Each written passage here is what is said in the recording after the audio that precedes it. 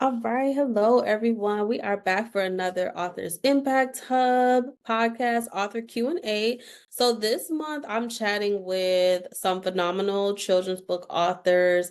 Right before the holidays, I always love to say that it's important for us to make reading important for kids again. So before the holidays, I wanted to share this opportunity with other authors who are children's book authors to tell us about their books so that you can learn a little bit more and grab their books and use these as stocking stuffers, right? So just a plug, if you were thinking about something to add to your kids' stocking, a children's book is a great idea. So I am your host, Juanita Woodson, founder of the Authors Impact Hub. And tonight we have one of our community members on with us, and she's going to be sharing about her author journey and her new children's book. So I'm going to pass the floor over to you if you can introduce yourself, let us know where you're from and the name of the book we're talking about tonight. So, hi everyone. My name is Quiniece Noble. I am from New Orleans, Louisiana.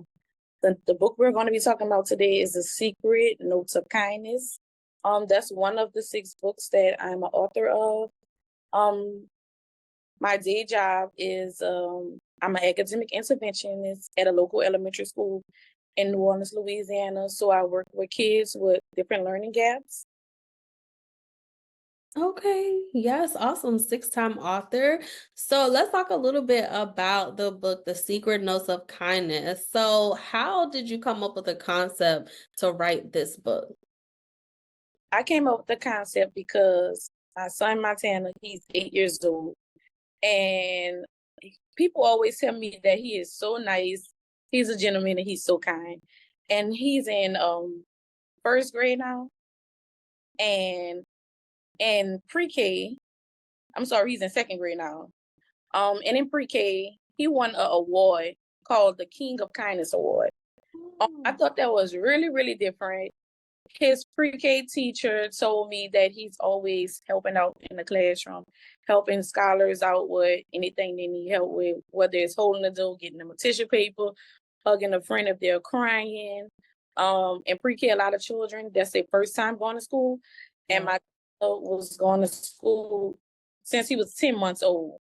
So he was Okay. familiar with routines and having teachers and caregivers. So he was the one in the classroom that he was like a little teacher's pet also. Oh, So that's yeah. what inspired Yes, I me. love that. That means you're doing something great, right? If he is able to, only in second grade, to be able to understand the importance of being kind to other people, you are doing a great job, Mom. So how did your son, other than like just writing, so he's been a part of this project and being an author too. So how do you incorporate him in this new world? I actually, it's his idea. It was his idea to become an author. It was nothing that I forced on him. I was Okay. already an author of books, and he always would tell me that when we are in the store, people from my hometown will walk up to me and tell me they read my book and how good it is. And so one day we was getting ready for bed, and he told me that he wanted to be an author. Yeah. He told me he wanted to write a book about his dad. His dad is Okay. that's still a project we're working on. It's kind of hard for that Okay. project. He told me he wanted to write about his dad. We started Yeah. writing. We had trouble with like different illustrators, and then we wanted to add more to it. So Oh, it's not finished just yet. And so I told him, "What are some other things you would like to write about?" And his favorite movie is Lion King. So he told me okay. about animals. And so he said he wanted to do like a Lion King book. And I was like, can you do Lion King? Because Lion King, that's copyrighted and everything. We can do a book about animals our own way. We could talk about different things about the animals. And I was like, what would you like to talk about? And so he wanted to talk about the animals in the jungle, what they do, how they look, what sounds they make, the stripes, the colors of the different animals. And so we researched the animals and found out what habitats they live in and what they like to do in the habitats, and then we created a book. Awesome. Yeah. So you did more than just write a book. You taught him the importance of researching when it comes to writing a book, all of the things that go on behind the scene. Great mom job. Great job, mom. I want to be like, give you your flowers on that. That's really special. And then he's able to see you, right? He's like, you're an author, so I want to become an author as well. So what has Yes. your author journey been like so far? It's been great. So I've been getting noticed around my city to say I've been an author since 2019. I feel like people are noticing me even more now because I'm a children's author and I've been working in education for over 10 years. So um, people see me in the school, people know me. I worked at literally every different grade from Head Start to 12th graders. Oh, So wow. a lot of people know me in the city of New Orleans for working in schools. I have kids that I taught in pre-K, that they're in 8th grade, they're in high school. And so I think becoming a children author for me was personal because I'm already in education. I'm Yeah. always reading children book. So why not make a children's book?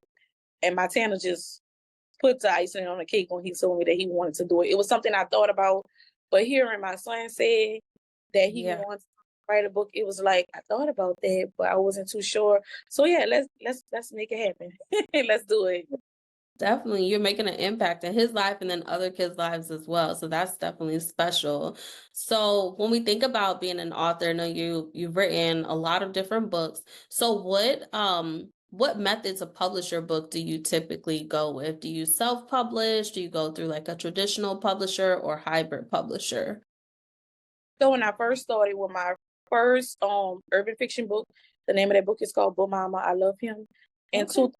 2019, I started with a traditional publisher. It wasn't like a big publishing company. It was a local publisher in the city of New Orleans. I started with them. And then after my contract was up, I decided to go self-publishing. Okay. And so ever since 2020, 21, I became self-published. Okay. So what are some of the challenges that you faced in publishing and then how do you overcome those challenges? The challenges I face is when you self-publish, you have to do all the work. You are everything in a business.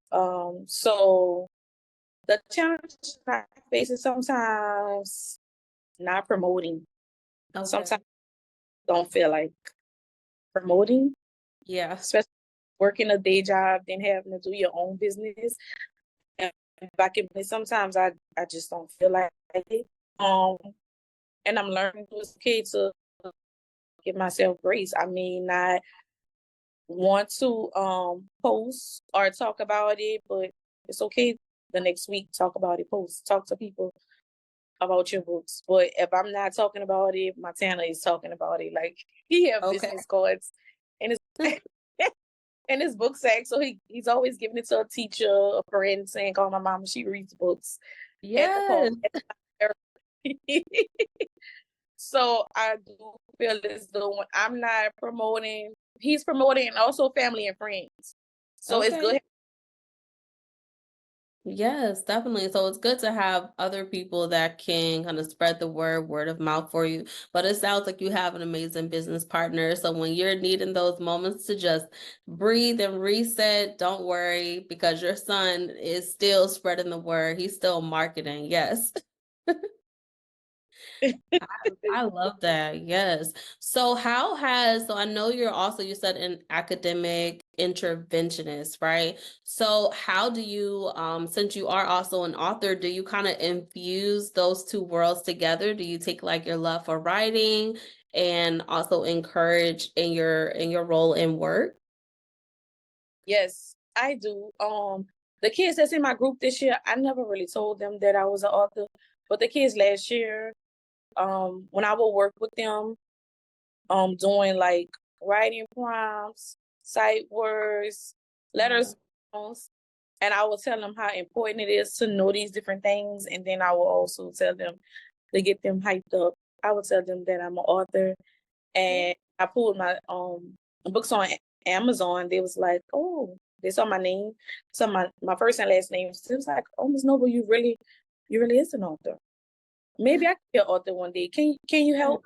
I'm like, yes, that's why we gotta, work to get the work done. So I do take my love for reading and writing at work. Um, I never read my books to the kids. I try to keep it a little separate. Okay. Um, Okay. I do when I'm teaching them because it's a small, intimate setting of group of kids. I am teaching like fundamentals of reading, writing, and Okay. literacy.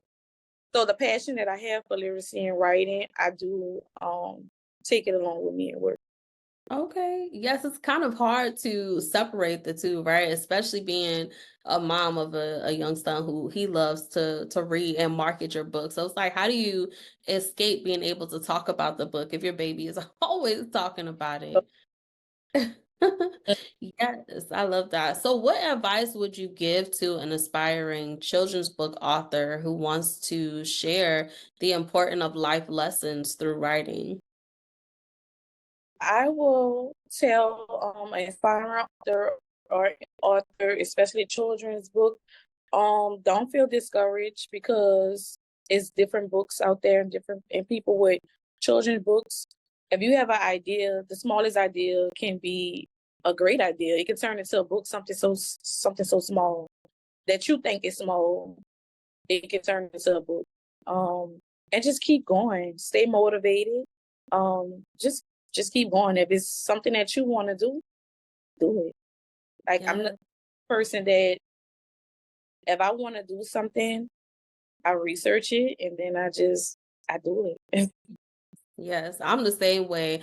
Listen, I somebody will tell me something and I'm gonna look it up and find out for myself how to do it. I'm a research queen. I have to know how to do things and what things mean. It's like one thing for somebody to tell me what it means, but like for me, I want to know it for myself. So yes, I'm the same way. So I know you wrote an urban fiction book prior to becoming a children's book author. So what was the switch like, switching genres? So for me, being a urban fiction book author, it was something that I never wanted to do. I always Okay. saw myself becoming a children's book author because I work with children. And when I would read books, I would always become like animated and Okay. we would find a book. Like we would do a book review. I have this paper what I used to do with the kids. Well, we rate the book and we write what happened in the book. We have like a little book club kind of thing Okay. in the school. So that me becoming me becoming a urban fiction author was something that my friend we was on a phone one day and I was telling her this story. Me and her lost contact for Katrina, and then Oh, we started back talking, and we would be on the phone a lot, just catching up. And I had went through these like a lot of trials and tribulations with this guy I was dating, and she was like, "This is so juicy. This can be a book." And so like that stumbled on by surprise for me. And I was okay. like, people read this? And she was just like, yeah. So I decided to take some things that actually happened to me and make it an urban fiction with a twist. And so she used to just encourage me, like, when you want to start writing? And I did it. And so I always thought about being a children's author. And then Montana came to me with the idea, and it was like, oh, I'm already feeling like this. I was trying to put the project off, and then my Yeah. son feels like this. So it's like, let's do it. Okay. Easy. It was easy for me because writing a children's book to me is a little more easier than like a chapter book. Okay. And I love cartoons and I pay attention to the illustration and cartoons and things like that. So for me it was easy. Then it was like my son idea. So it was just like a research project almost. I feel like we was doing like a project Okay. together. Yeah, so we gotta talk a little bit more one day about your urban fiction book. So I knew that you have written more books than just the children's book, but Mhm. I know that like right now we're actively promoting your children's book, but I am interested Yeah. in reading. Listen, so you got a book for the kids and then you have a book for mom after the kids go to sleep. Yeah. Your bedtime story, and then I have this urban fiction book for you to read. Yes, I love that. It's entertaining. I get so when people used to stop me in a store, people used to be like, "It should be a movie. Like you need to do a Right. trailer." And I was like, "Really?" It's crazy because my friend really pushed this up on me, like just one of my close friends. And sometimes people can see stuff in you that you don't see. Yes, So yes. she wrote the forward in my book. Okay. Yeah, it's when I heard people like walking up to me and just writing me on Instagram, Facebook, emailing me, I was like, really? Is that good? Even the publisher, she was like, oh my God, it's juicy, it's good. Okay, yes. So listen, we were here to talk about the children's book, but like you dropped the book, you need to go and pick up the urban fiction book as well. What's the name of that book? It's called But Mama, I Love Him. And Okay. it's a part one and a part two. Okay. Yes, I love it. I love it. So how can we order your books? All my books are on Amazon.com. If you just go to the search button and type in Quiniece Noble, every book will come up that I have. Okay. Yeah, so I'm excited to check these out. I know your book about kindness. I have to grab that for my nephews. Listen, that is something that I have to get get for them. They need that. Yes, I love that. So, and then how can we connect with you on social media and keep up with the things that you're doing? Because I know this is not the end for your author journey. You're just getting started. Just getting started, yes. You can follow me on Facebook at Quiniece Noble and on Instagram, Need the Noble One. And on Amazon, you can go to Quiniece Noble in the search button and all my books will pop up. Awesome. Yeah. So just a couple more questions. So I know, so you've been writing for quite some time. So what is like one of the most impactful moments that you can remember from your author journey? The most impactful journey is when I had my first book signing in 2020. I had a book signing here in New Orleans, and I have family that lives in Houston, Texas. They drove down and they didn't tell me it was coming. Yes. It's my family on my dad's side. My dad has passed away, so that's like a close thing to my dad that I have. Yeah. And my cousin and my grandmother, they drove down to support me. And they didn't only just buy books for them, they bought books for the coworker, the neighbors, godchildren, other nieces and nephews. They was like walking up to the table, like, sign this book and put this. And FaceTiming people in the Houston, like, this is my niece, she a author. And it Yeah. was like cash apping me. And then another one I would say when I was signed to the publishing company, and she sent the report, somebody from Great British Okay. But Mama I Love Him. I Yes. thought that was really, really dope. Yes, awesome. I love that. So the reason I asked that question is because it's important to go back and remember like those moments where we light up in our author journey because it gives us like that motivation like, hey, this happened and it's going to continue to happen. It just gives us that motivation to keep going and keep showing up.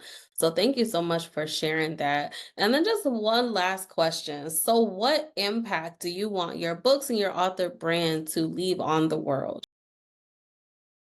For me, I want the after my friend told me that she think that I should become an author and I should write an urban fiction book.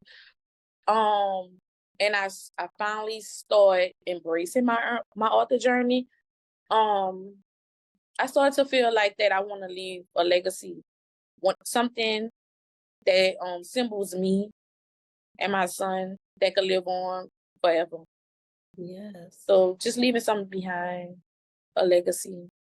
I look at my books now like a record, a CD or something. Yes. I love that. Leaving a legacy is what's important. So as an author, your children, your grandchildren, great grandchildren will always be able to go and look you up on Amazon or whatever it may be called like 50 years from now and be able to see that you were not just an author but an impactful author. So thank you so much for taking some time out and sharing your journey with us. Listeners, make sure that you go and connect with Quiniece on social media. So Instagram, Facebook, Threads. I think we forgot to say that. Threads, Yes, Amazon as well. Follow her on there so that you can know when she has some new releases coming out, and follow her so that you know what's next, right? So any upcoming events that she may have going on, any more podcast interviews, we want to make sure that we support her work. So thank you so much for tuning in tonight. Make sure that you like, share, subscribe, and leave us a comment for our episode. Share some feedback. Until next time, take care.